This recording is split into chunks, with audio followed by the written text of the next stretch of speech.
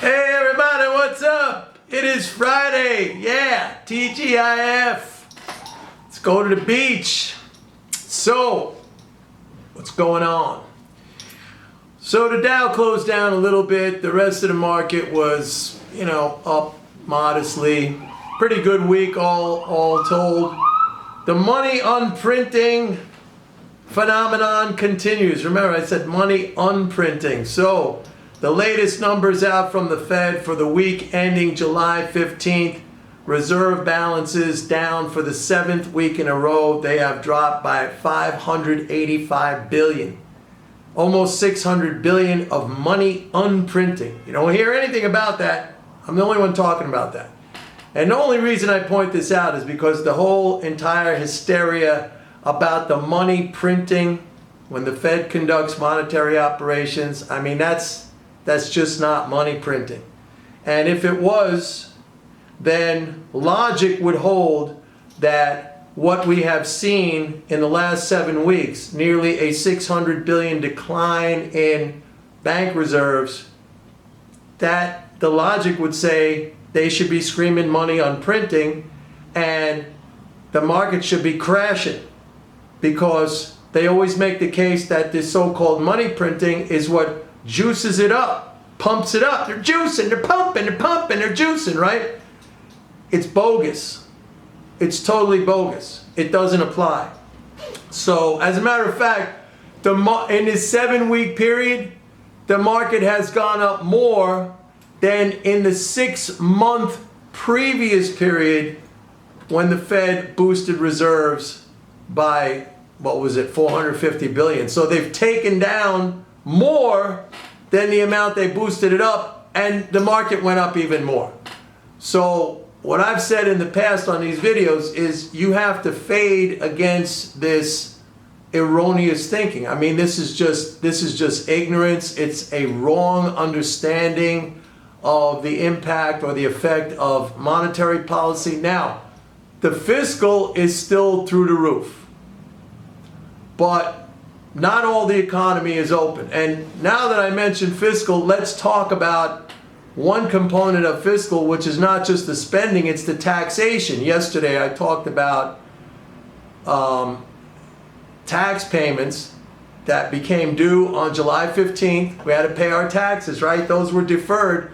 So all of that untaxed income, first of all the corporation untaxed income that was allowed to stay in the economy since the pandemic, not only has that been removed, but now those tax payments are up year over year. So think about this. We have an economy that's still largely shut down. All right, you got restaurants shut down. You have all kinds of other venues shut down. You have airlines operating at a fraction of their capacity. You have production plants shut down. But corporations have had to pay more taxes now than at the same time last year when the economy was operating normally. Think about that. And total federal tax deposit, that means, when you combine employment and withholding taxes, corporation taxes, individual income taxes, and all the other taxes, that's just down now by $13 billion year over year. It was down just a couple of weeks ago by $200 billion. So that $200 billion, what was that? That represents income that stayed with the economy. It wasn't collected. The IRS came along yesterday and took out all of that with the exception of $13 billion. I mean, just like that, boom, boom, gone. With the economy still largely closed, millions of people out of work. Now, it's hard for me to fathom that this is not going to have some kind of a negative effect. I mean, I had to pay taxes, and it hurts. Nobody likes to pay taxes. But it's one thing to pay your taxes when, you're still in business and the economy is operating, and at least you have a chance to make that money back, earn that income back. But when you're out of business and you're shut down, but you still have to pay all those tax and you don't have the prospect of earning it back, I mean, That's a fiscal hit. That's a big hit. That's a financial hit. I mean, I don't know how else to look at it. Really. Taxation in a normal economy, I mean, yeah, we hate it. We don't like it. It's painful. We wish we didn't have to do it. We try to find ways around it. But at least in a normal economy, we have the chance of earning it back and then some. I mean, that's just the way it is. But in an economy like this, and then you have to pay it all and then some, and you're left with what? Your business closed down? Or you no longer have a job? Or whatever? I mean, I don't know. Call me crazy, but the way I see it, that's negative. Now, on top of that, and I don't like to be negative.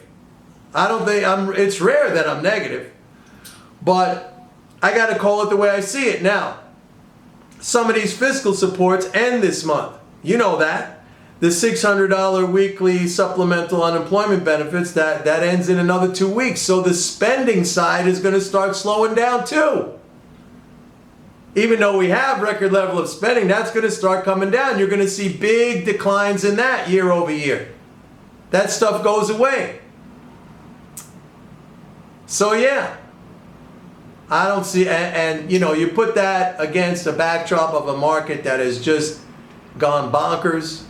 You know, with some of these tech stocks, I talked about these names. You know, Netflix got hit today. It was down almost 10% or 7% or something like that. You got Netflix, Ryan, I talked about the 7 stocks. Netflix, Microsoft, Amazon, Google, Tesla, Apple, and there was one other one in there. I forget which one it is. But you know, I mentioned, Facebook was the other one. The 7 stocks that drove the NASDAQ almost daily up to new record levels in the month of June and then also in early July. So that's where we are. Money unprinting, almost 600 billion of money unprinting. I mean, I don't hear anything. Do you? I'm listening. I'm looking. What's it going to be? You can't scream, money, print money. They're juicing, they're printing, they're pumping. You can't, and then you can't be silent when the opposite is happening, even to a greater degree of when they were juicing and pumping.